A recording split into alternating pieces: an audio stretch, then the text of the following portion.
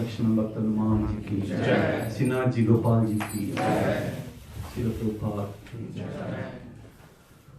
ओम नमो भगवते वासुदेवाय। ओम नमो भगवते वासुदेवाय। ओम नमो भगवते वासुदेवाय। ओम नमो भगवते वासुदेवाय। ओम नमो भगवते वासुदेवाय। ओम नमो भगवते वासुदेवाय। ओम अज्ञानतिमिरन्धस्य ज्ञानाञ्जनशलाकया चक्षुरुन्मिलितं येन तस्मै श्रीगुरवे नमः। श्रीचैतन्यमनोभीष्टं स्थापितं येन भूतले स्वयं रूपा कदा मह्यं ददाति स्वपदान्तिकं। वाञ्छाकल्पतरुभ्यश्च कृपासिन्धुभ्य एव च पतितानां पावनेभ्यो वैष्णवेभ्यो नमो नमः। श्रीकृष्ण चैतन्य प्रभो नित्यानन्द श्री अद्वैत गदाधर श्रीवासादि गौरभक्तवृन्द। हरे कृष्णा कृष्णा कृष्णा हरे हरे, हरे Ram Ram Ram Hare Hare.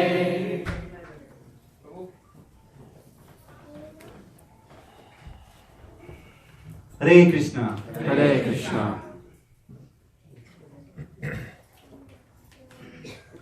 Welcome everyone to the Sunday Love Feast program.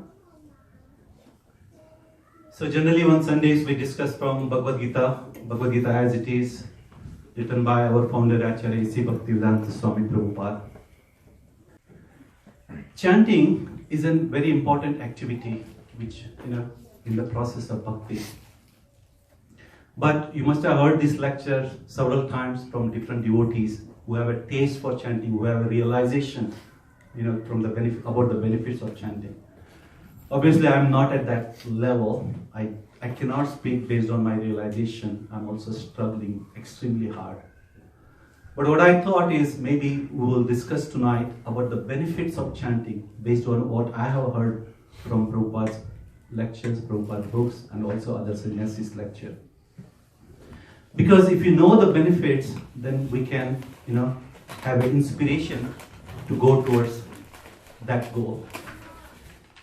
Achieving the perfection of chanting is actually a journey by itself. Some of us are very close to the goal, and some of us are much farther away from the goal. But if we know the goal and what are the benefits of reaching that goal, then we'll be inspired to be on that path. So as long as we are on that path, so we should be, successful one day. So that's the goal of this chanting. So chanting, as you know,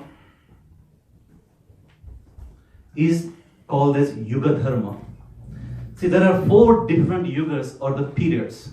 They're known as Satya Yuga, Dwapara Yuga, Treta Yuga, and Kali Yuga. Right now we are in this Kali Yuga, which started 5,000 years back. And unfortunately, this is the most degraded, most quarrelsome, most unfortunate, and always disturbing yuga or the period. Mandaha sumanda matayo, mandabhagya upadhaya. So what do? Because we just passed 5,000 years and we have another 427,000 more years to go. You can imagine what is going to happen as far as the degradation of the society is concerned. So in every yuga, people have different mentality, different lifespan, and different activities. Based on that, certain process is recommended which is the best for realization of the God or best for self-realization. So in this particular time, which is the most degraded one, the chanting of the holy name, chanting of the Lord's name is considered the best process. That is why this is known as Yuga Dharma. As you know, 5,000 years back, Krishna appeared on this earth and he gave us Bhagavad Gita. The main purpose of Bhagavad Gita was to establish what is the best path for realization of the God or the absolute truth. Bhagavad Gita's purpose was not to explain how to practice that path, but rather to define what is the best path. That is why if you read Bhagavad Gita, you will see several different types of yoga systems are analyzed throughout the Bhagavad Gita. And finally, in the 18th chapter, Krishna says, the path of love or the bhakti is the best path to go forward. But how to do that, it does not explain in Bhagavad Gita. Sometimes people challenge us, you guys believe in Bhagavad Gita, but why do you spend 2 hours every day in chanting? Where is it mentioned in Bhagavad Gita that you have to chant? Of course, the emphasis on Bhagavad Gita is not there as far as the chanting is concerned. But there is one verse where Krishna clearly says that chanting is the best process. It's not actually one verse, it's half the verse. Actually, it's not even half, it's quarter of the verse. Just a little bit. He says, Yajnanam Japosmi. He says, among all the fire sacrifice, among all the yajnas, the chanting is the best process. Now, how do you do that chanting? Krishna does not clearly explain in Bhagavad Gita. For that, he appeared again 4,500 years later, or rather 500 years ago, as Chaitanya Mahaprabhu. And Chaitanya Mahaprabhu established the process of chanting, process of Sankirtan. Now, if you read Chaitanya Mahaprabhu's pastime, especially his childhood pastime, they are quite scholastic because Chaitanya Mahaprabhu was a great scholar. If you read his childhood pastime, whether it's defeating the great scholars from all over the world, all over India, or whether it's establishing the school of grammar, he was always scholarly pastimes. But Chaitanya Mahaprabhu, in spite of being a great scholar, never wrote even a single scripture or a book. But he encouraged, or in fact, he instructed his disciple to write books on philosophy, on bhakti. So when Chaitanya Mahaprabhu disappeared from this earthly planet, he had two distinct followers, two distinct type of disciples. The first group of followers were Bengali followers. They are Grahastha followers who lived in Bengal. And then the second group of followers were the renounced order, sannyas, like Goswamis, who lived in Vrindavan. So these were two different. So after Chaitanya Mahaprabhu left this planet, so those devotees from his disciples from Bengal, they almost wrote 25 to 30 different types of scriptures, focusing primarily on Gaura Leela, the pastimes of the Chaitanya Mahaprabhu. And they wrote those books in Bengali language. On the other hand, those who were in Vrindavan, there was nobody who could speak Bengali, and neither anyone knew about Chaitanya Mahaprabhu in Vrindavan. So they wrote books in Sanskrit, but on the philosophy of Radha and Krishna, but based on what they heard from Chaitanya Mahaprabhu. So there were two different, distinct literatures were there. One had a Gaura Leela, the pastimes of Chaitanya Mahaprabhu. The other had the philosophy of Chaitanya Mahaprabhu. But there was a need to bring these two philosophies, bring these two scriptures together and give one book which has both pastime of Chaitanya Mahaprabhu and also the philosophy given by the Chaitanya Mahaprabhu. And that role was played by Krishnadas Kaviraj Goswami. So he took both these, and for the first time in the history of Gaudiya Vaishnava tradition, we have a book which has both the biography but filled with philosophy. So this was a major kind of an incident, and as far as the Gaudiya Vaishnava tradition is concerned. It brought a tremendous revolution. Never in the history of Gaudiya Vaishnava tradition we had this type of powerful book. But this Kali Yuga, the degraded age, anything which is good, soon it disappears or deteriorates or dwindles. That's the unfortunate part of this Kali Yuga. So after 150 years, after almost 100 or 150 years after Chaitanya Charitamrita was written, that book was practically not available in the market. So when Bhakti Vinod Thakur, he appeared almost like late 18th century. He was there. Bhaktivinoda Thakur, as you know, he was born in a Shakta family. Shakta means they are the worship of Kali, or the Devis, or the energy. Bhaktivinoda Thakur's grandfather was a great Vaishnava, but Bhaktivinoda Thakur's father was a Shakta worshipper. But Bhaktivinoda Thakur, right from childhood, he was very inquisitive. He wanted to know what is the absolute truth, what is the best path. And in fact, if you look at that family, they had a quite extended family, and many of those family members were quite inquisitive spiritually. Bhaktivinoda Thakur's actual name was Kedarnath Datta, and after initiation he became Bhaktivinoda Thakur. And he also had a distant cousin, and his name was Narendranath Datta, and he was also inquisitive about Hinduism, and later on he was called Swami Vivekananda. So both were cousins. So you can understand, what type of family Bhaktivinoda Thakur grew up. And Bhaktivinoda Thakur, actually, as a child, he started analyzing different paths.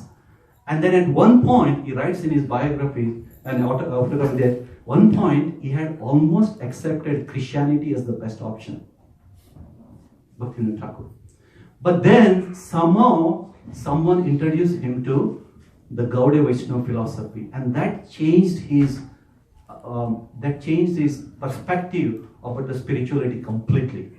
So he went deep and deeper into this Gaudiya Vaishnava philosophy, and at one point he was looking for Chaitanya Charitamrita book, but it wasn't there at all. I'm just talking about hardly 125 years back.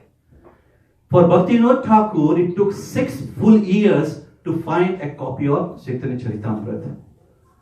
And as far as we are concerned, we have hard copies, soft copy, any type of copy. But we are so unfortunate that we don't have a time to read it all. So that's the most unfortunate part. A few years back, I remember, as every year, like I have some New Year's resolution. So I signed up for Anytime Fitness, as a New Year's resolution, right? And after 3 months, I realized that facility is open anytime, but I have no time, So actually, before joining the Anytime, I was at least not doing any exercise for free. But now I was not doing exercise by paying money, So that's such a miserable condition. So same way, all these scriptures are there for us anytime, but we have no time at all. So that's the most unfortunate. So Chaitanya Charitamrita is a one book which kind of revolutionized Gaudiya Vaishnava kind of tradition. So in this book, the last section is known as Adya Leela.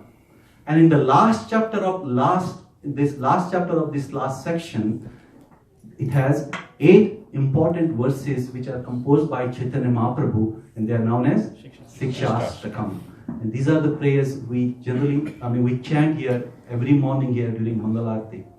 And Shikshastakam are 8 prayers. They're quite powerful. They talk about what is the benefit of chanting, what is the importance of chanting, how one can go from sadhana, at the practice level, to the prema, that's at a love, at a devotional practice in love. How can we advance to that, and how the holy name is non-different from Krishna. All this concept is mentioned in just 8 verses. So I was thinking, we will not do any justice if we have to speak those 8 verses in 30 minutes. So I thought, let's take one verse of that Shikshastakam, the first verse of Shikshastakam.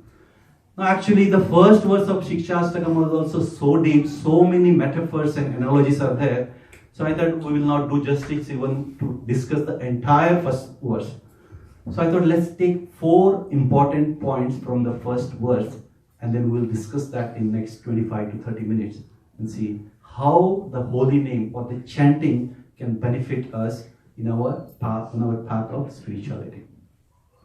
So before that, what I would like to do is, let us chant this verse, the first verse. Many of you know this, but let's chant a little slowly so that those who are not aware, they can also follow up. So we will all chant this verse together, okay? Cheto darpanamarjanam bhavamahadavagni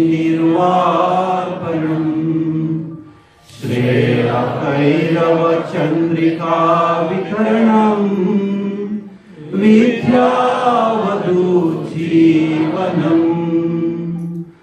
आनन्दाबुधिवर्धनम् परिपरां पूर्णामृतस्वादनम् सर्वात्मस्तपनं परं विजयते श्रीकृष्ण संकीर्तनम् हरे Krishna Krishna Krishna Hare Hare Hare Ram Ram Ram Hare Hare. She starts to come key. So let's look at some of the points which is mentioned in this first verse of Shikshastakam. The first thing which is mentioned here is Param Vijayate Sri Krishna Sankirtanam. Let that chanting process Sankirtan be victorious. Now when we say victory, there has to be somebody winning and somebody defeating, losing, right? So who is winning here and who is losing? To understand this concept, right, we have to first understand what does surrender means. Because surrender has a different meaning at a material level and a spiritual level. Or on the path of spirituality, it has a different meaning. On a material platform, surrender means the end of victory, right? Like you raise flag, white flag, or you raise your hand. So that's a surrender means end of victory. It is also end of action, because once you surrender, there is no more action, there is no more war or anything. And also, it is beginning of humiliation. That's on the material platform. But if you look at on the other platform, at the level of spirituality, surrender is the beginning of victory, it's the beginning of action, and also is the beginning of glorification, not any kind of condemnation. And you can see this happening in the Bhagavad Gita. In Bhagavad Gita, if you see, Krishna spoke almost 700 verses, and 18.66 he says, Sarva Dharman Parityaja Mam Ekam Sharanam Bhaja. Sharanam means surrender. Now once that Arjuna surrenders to Krishna, does that mean he is defeated? Or does that mean he has stopped his action? No. Once he surrenders, Sanjay says, Yatra Yogeshwara Krishna, Yatra Partho Dhanurdhara. After surrendering, Arjuna picks up his bow and arrow and starts fighting because he has been instructed by Krishna. It means he started his action in Krishna consciousness. So after surrender, you become more active in Krishna consciousness. So activities increase. Now does that mean there is no victory at all? No. The second part of that verse, what does it say? Tatra Sri Vijayo Bhutir Dhruva Niti Mathir Mama. Again the word Vijaya. Here also there is the word Vijaya, right? Vijaya means victory. So after Arjuna started acting in Krishna consciousness, he had a victory. He had an opulence and he had a glorification. So everything comes after surrender in Krishna consciousness. So this is one point which Chaitanya Mahaprabhu says here. This is a request from Chaitanya Mahaprabhu before he explains the benefits of chanting. So here, what does it mean? That Sri Krishna, Param Vijayate Sri Krishna Sankirtanam. Chaitanya Mahaprabhu is saying, please let your heart surrender to the holy name. Let your heart surrender to the chanting process. Because once your heart is surrendered to the chanting process, you will have the victory, you will have the opulence, and you will have the glorifications and everything. So this is first Chaitanya Mahaprabhu's request for all of us, Param Vijayate Sri Krishna Sankirtanam. So if we take that process, the victory is guaranteed. That's what Chaitanya Mahaprabhu is begging.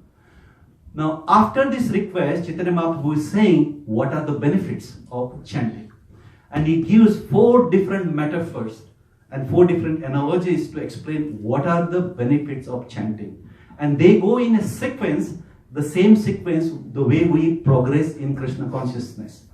The first benefit of chanting, he says, is Cheto Darpana Marjanam, cleansing the mirror of the mind. So what does this mean? Cleansing the mirror of the mind. What are we cleaning here? And what is this mirror? And what is this mind? See, to understand this concept, right, we have to first understand the role of mind in our body. See, originally we are all Atma, Satchidananda from the spiritual world. And when this soul has come to this material world, it's entrapped in the material elements.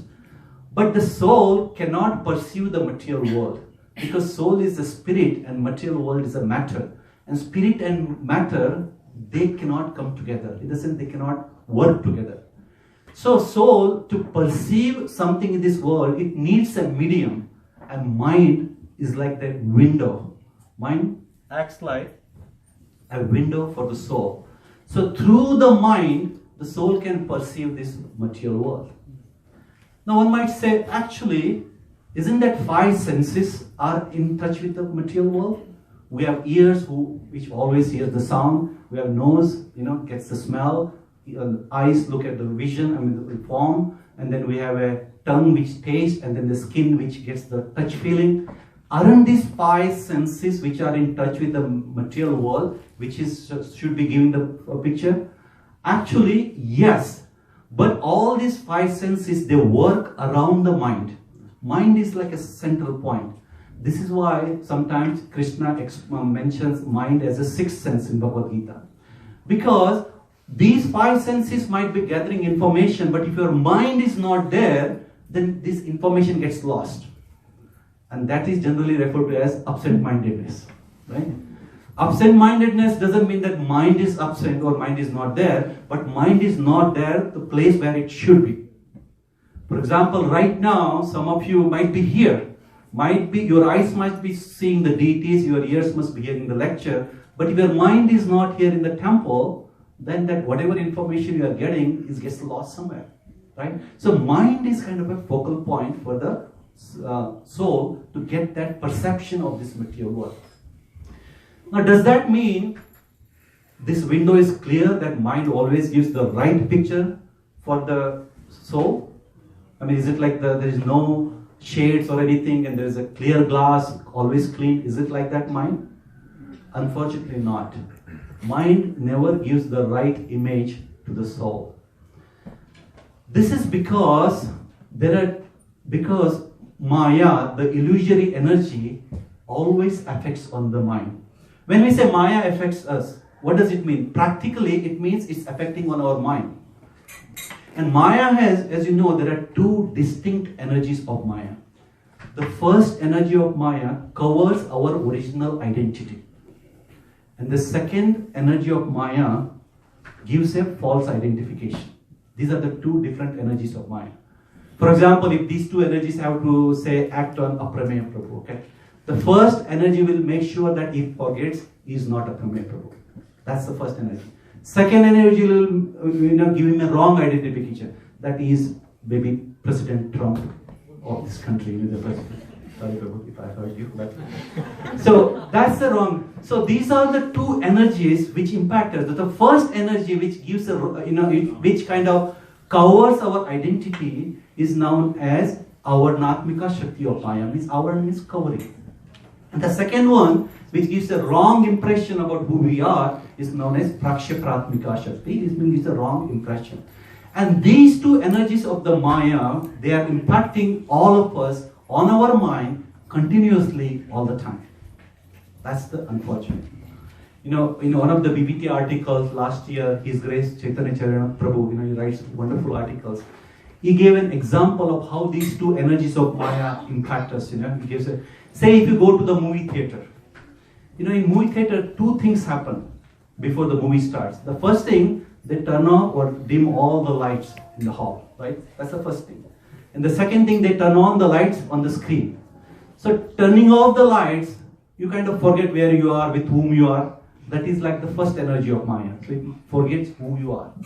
Then turning on the lights on the screen and takes you somewhere, you feel like you are a hero, you are like a king, something like that. That is like the second energy of Maya. That's Prakshapratmika Shakti.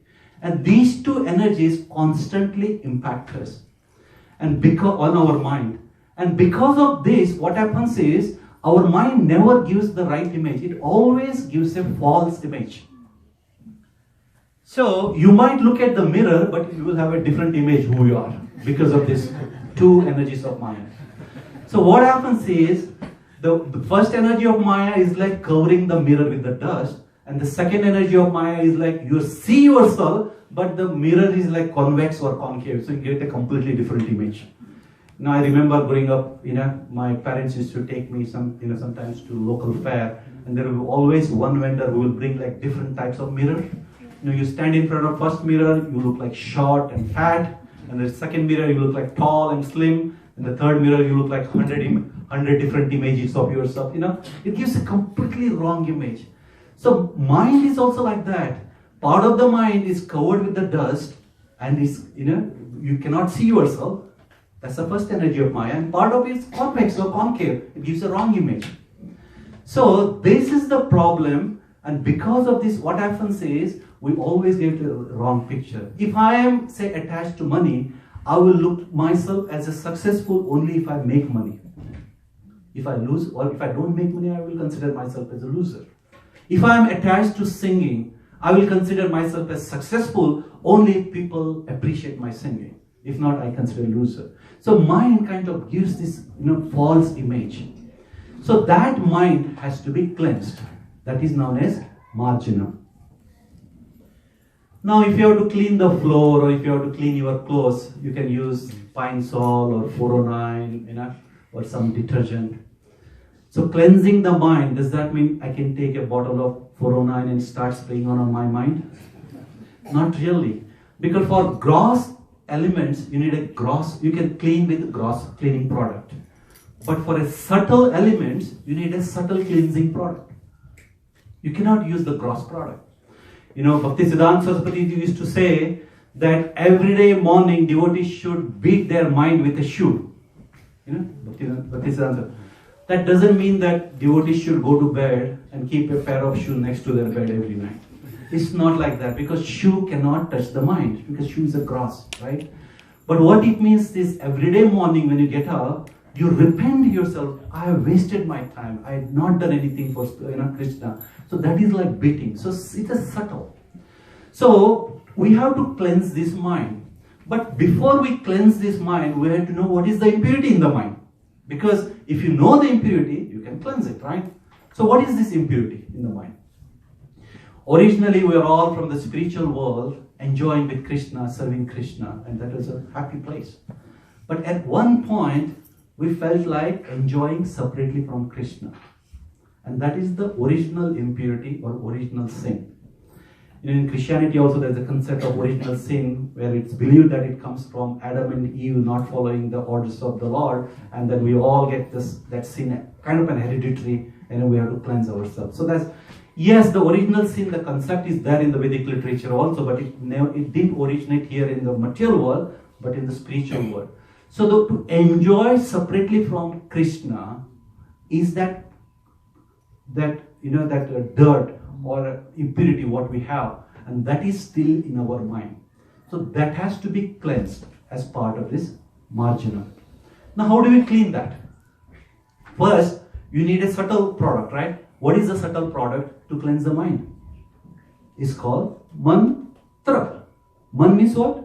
Mind. Tra means control, or after cleanse is control. So the mantra is a subtle product which can cleanse the mind. Okay. Now, what type of mantra do you need to cleanse this mind? Because you need an antidote. Antidote means, for example, if you have an acidic stain, you need an alkaline cleansing, right? If you have same way, other way around. So here our impurity is, I want to enjoy separately from Krishna. So the antidote for that is, I need a mantra which says, please engage me in your service. And what is that mantra? Hare Hare Krishna, Krishna Krishna, Hare Hare, Hare Ram, Ram Ram, Hare. So that is the antidote, that's the cleansing. This is how, if we chant this mantra, it cleanses our mind. that whatever mind, that dirt or whatever the impurity it has, and then we can see ourselves who we are. So that is the first benefit of the chanting. What is that? Cheto Darpana Marjana. Okay, now our mind is cleansed. Does that mean I can start practicing Krishna consciousness very seriously? Not really. Because our mind might be cleansed, but there are so many problems we face here. The calamities come. Somebody has to handle that before I might have a clean mind, but those calamities have to be controlled, right? Then only I can practice. So that is mentioned in the second benefit of the chanting with another metaphor or another analogy, and that is Bhava Maha Davagni Nirvarpanam. So Agni means what? Fire. Davagni means forest fire. Maha Davagni means great forest fires. Generally what you see in California, like those. Now, why these calamities are compared to the Maha Davagni, great forest fire? But if you see, forest fire, nobody has to start. Right? It starts by itself. Same way, sometimes in our life, we come across certain calamities. It comes by itself even without we doing anything. Even though we have a good intention, it doesn't work. The calamities do come. So this is the Maha Davagni. The second point of this great forest fire is no human endeavor can control this forest fire. You need the mercy of the Lord to have a rainfall, and if there is a rainfall, you can control the forest fire. Otherwise, if you go with the fire brigade or something, you cannot control. So same way, sometimes in our life, we come across certain calamities. Our endeavor can never control those calamities. Yes, there are many problems in life. We have a control. If I have a cold, I can go to pharmacy, get something. If I lose job, I can apply and get a job. Or if I have a flat tire, I can fix it. Those are under our control. But there are certain calamities when they come, you are helpless. That time, only thing we can do is wait for the mercy of the Lord, and holy name, the chanting can give that benefit. It can control, or nirvarpanam means it can mitigate those calamities. Now how these problems or the forest fire can be controlled, there are different options. Krishna has different things, different ideas. Sometimes the big forest fire, you can minimize it to like a fireplace or fire pit, like a small fire. Prabhupada always says, if you take Krishna consciousness, instead of meeting a big accident, you will have a small finger cut, right? So Krishna can minimize that effect for you. Or sometimes Krishna may not minimize the fire itself, but he will raise your consciousness to such a level that it does not impact you. If there is a big forest fire and there is a helicopter which takes you all the way up, you can still see the fire, but that fire doesn't impact you. So Krishna can raise. So the Krishna will do whatever is best for us. The second method, Krishna generally does this for his great devotees to glorify him. He does that type of thing. So how Krishna does it, we should not worry, but we should have a faith that Krishna will do it. To the extent we take this process seriously, to that extent there will be nirvarpanam, means mitigation of all these problems or all the calamities what we go through life. So that's the second benefit of chanting. So what is the first benefit? Cleansing the mind. The second is mitigation or controlling all the calamities. So now we are ready, right? So we control our mind and our problems are resolved. There should not be any excuse for practicing Krishna consciousness. But that's good. But now we need to start building a relationship with Krishna, right? Practicing Krishna consciousness, you have to start building a relationship with Krishna. Now, how holy name can help us in building that relationship with Krishna is mentioned in the third metaphor of this verse, and that is Shreya Kairava Chandrika Vitharana. So, Chandra is a moon. So, Chandra refers to Lord Krishna. Chandrika is the moonlight, and that is refers to holy name or the chanting. Kairava is kind of a special type of lotus or lily flower which blossoms only at night time with the moonlight. It's a special flower, Kairav. So what is this whole analogy here? So what is blossoming here? Right? So what Chaitanya Mahaprabhu is saying here is our emotions toward Krishna will blossom with the help of chanting. See, Krishna is present everywhere. In the 15th chapter of Bhagavad Gita, Krishna says that at a cosmological level, I make sure that all the planets are floating.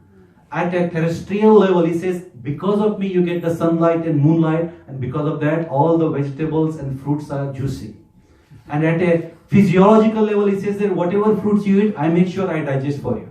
So basically, he's saying that I'm everywhere, but still we don't pursue Krishna. Right?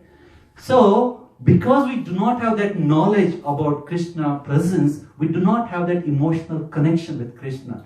And sometimes this happens even after we start practicing Krishna consciousness. Even when we sometimes come to temple, we might feel good in chanting. We might feel good in hearing lectures. We might feel good in honoring prasad. But we may still not be able to connect to Krishna emotionally because we do not have that right knowledge to get connected. So holy name can bring that, like a kairava blossoms, that emotional connection. And for example, just an analogy, right? Say a child is sleeping in a bedroom, it's a cold night, and child is kind of shivering. Now mother might go to the bedroom and might put a blanket on the child. Now as soon as there is a blanket, child will feel immediately, yes, there's a warmth, there's a comfort. But child doesn't know where that comfort or the warmth has come from. Right? Same way, we see the comfort and warmth in this world, but we do not connect those dots and say this has come from Krishna. For that we need a knowledge. So when the child grows up, when it understands, yes, it's because of my mother that I am getting this comfort, then he will start having an emotional connection with the mother. So same way, when we start, have that knowledge that this warmth, what I'm having in this world comes from Krishna, then we will start building that emotional connection. So at a practical level, how do we do this? Right? How do we do this? We can explain with another analogy here. Say a child is sick. So the mother will take the child to the doctor. And doctor will examine the child and he will give the medicine and the instruction. Now whom does he give the instruction to? To the mother, not to the child. And when they come home, doctor is not there, but the mother makes sure the child gets the medicine. So same way, our mind is like that child. Our intelligence is like that mother. And the doctor is like spiritual master of the scripture. And the medicine is like this holy name or chanting.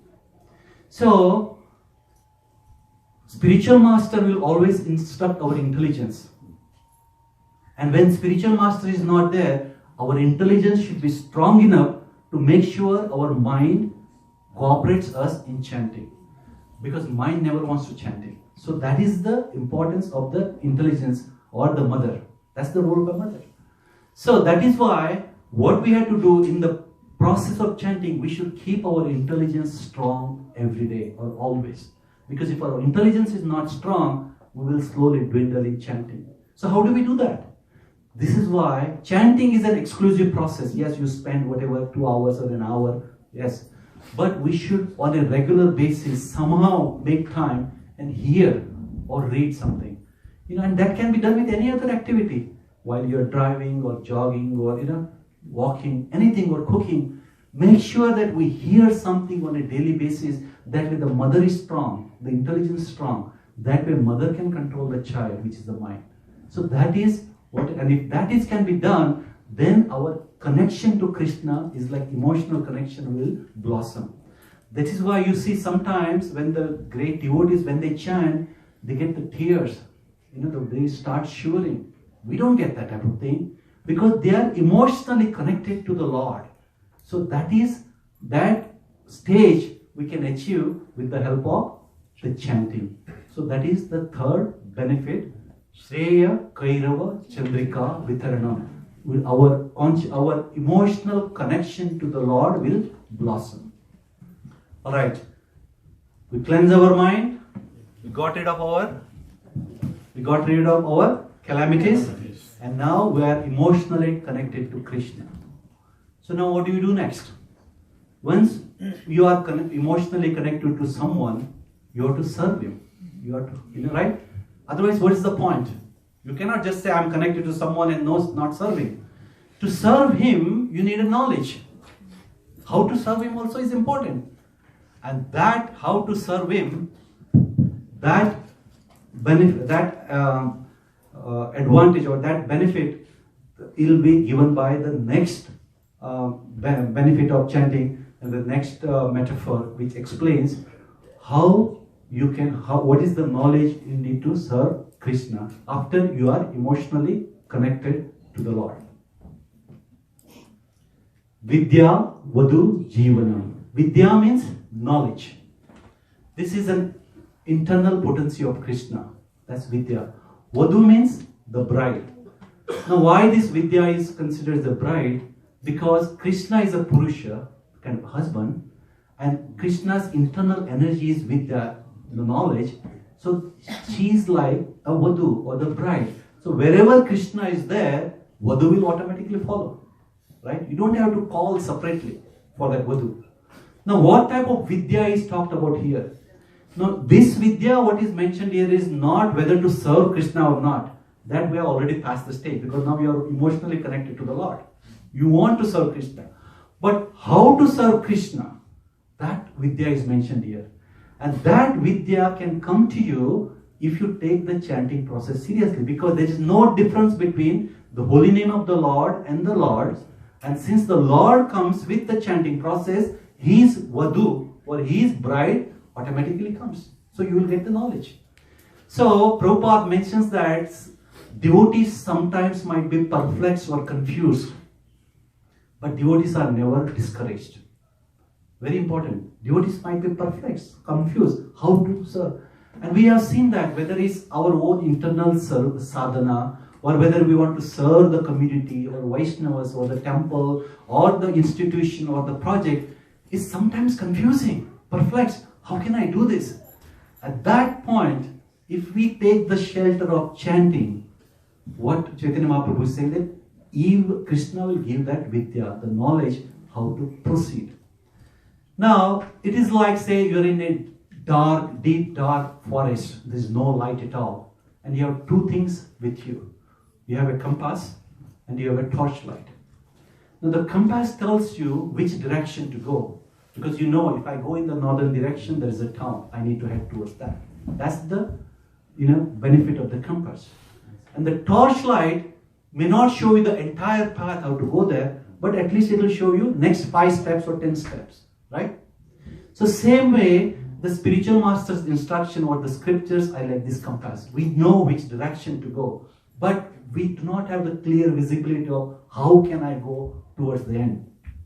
But chanting, if we do seriously with emotions, then that's like a torchlight. Whenever it's dark, it will show you next 5 steps, then next 5 steps. You take and go towards the goal. So that is what is the advantage of the chanting. So if you look at our founder Acharya Srila Prabhupada, when he came to America in 1965, it's not that he had a perfect blueprint that he will come to Gopal and Shaili Agarwal in Butler, then he will come to New York, and then he will go to this and that. No, he never had that perfect blueprint, right? Did I say Shaili or Sally Agarwal? Okay, sorry. I knew that I will make that mistake. Sally Agarwal. Sorry. Shaili was like, I never had Prabhupada in my home. So, Prabhupada never had that perfect blueprint, right? In fact, Prabhupada, when he comes to the Boston Pier, he says, Ache kichu karjatabe I anumane. He said, my dear Krishna, you must have brought to this place because you must be having some purpose. I have no clue what I am going to do here. You must be having some purpose. That's why I have come. So Prabhupada is focused on chanting, but he's perplexed. And then he says, nachao Prabhu, nachao se mate, kastera putli jata, nachao se mate. He said, nachao, make me dance. Prabhupada writes in that diary. He says, I don't see the clear path, but Prabhupada has a firm conviction that this is the right path. He has a compass and he also has a torchlight. And you can see how Prabhupada did his movement. Every step, Krishna helped him, gave a knowledge to go to the next step. And what we have is this whole International Society for Krishna Consciousness today. So that is the beauty of, that is what is the fourth benefit of chanting. And that is, what is that? Vidya, Vadu, Jivanam. So these are the four metaphors. Of course, there are other things mentioned in this verse, but I will not get into that detail, but I'll briefly explain. So now you have cleansed your mind, calamities are gone, you are emotionally connected to Krishna, and you have knowledge how to serve Krishna. Right? Four things are important. What happens later? Chaitanya Mahaprabhu says, if you have these four, you will be immersed in an ocean of bliss. Ananda Buddhi Vardhanam. So you'll be immersed in that ocean of bliss. And what type of bliss is this? What type of bliss is that? See, bliss or happiness, to have a real happiness, you need two things. It has to be complete happiness and it has to be constant happiness. Right? Otherwise, it's of no use. Say you might have complete happiness, but it's there only for a short period. What is the use? Like you go to Hawaii for 2 days. Then you're done. So that's not a complete, that's like a real happiness. Or you might have a constant happiness, but it's only 1%. That is also not good. So you need constant happiness and also complete happiness. And Chaitanya Mahaprabhu says that if you take chanting process seriously, Purnam Vritam Swadhanam, it will be Purna. Purna means what? Complete happiness or complete bliss. And also it is Pratipadam, means constant. Constant and complete, both bliss is there. And that's why Prabhupada used to sometimes say, stay high forever. Stay high is what? Complete. Forever is what? Constant. So this is what is the benefit of chanting. Chaitanya Mahaprabhu explains this important verse in the first verse of Shikshastakam, that if we really take this seriously, we can get all these benefits. And whatever stage we are, doesn't matter. We can make an effort to go to the next stage, next level, and see how we can improve our chanting. And that way we can also feel all these benefits. So that is the essence of the first verse of Shikshastakam. Hare Krishna.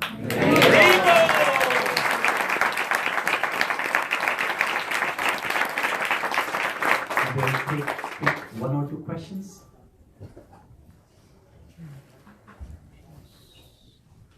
Anyone? No? It's clear?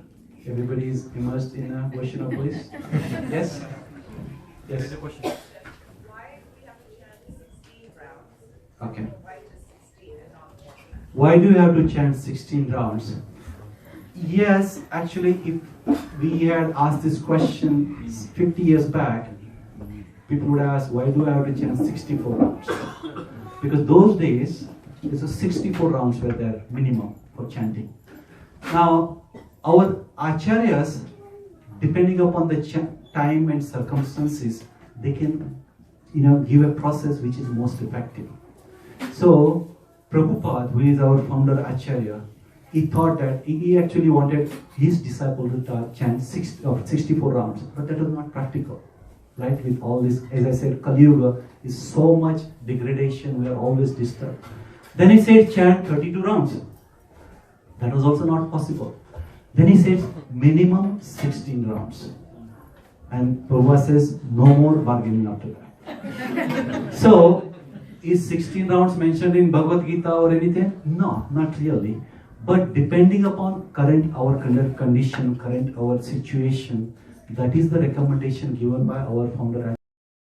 More than 16 rounds is well and good, because devotees used to chant 64 rounds. If you look, actually, our Goswamis who wrote all this literature, they used to chant 192 rounds every day. So imagine how much chanting they were doing.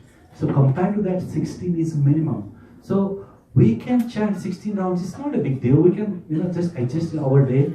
And on some important days like the Ekadashi is coming, we can chant a little bit more.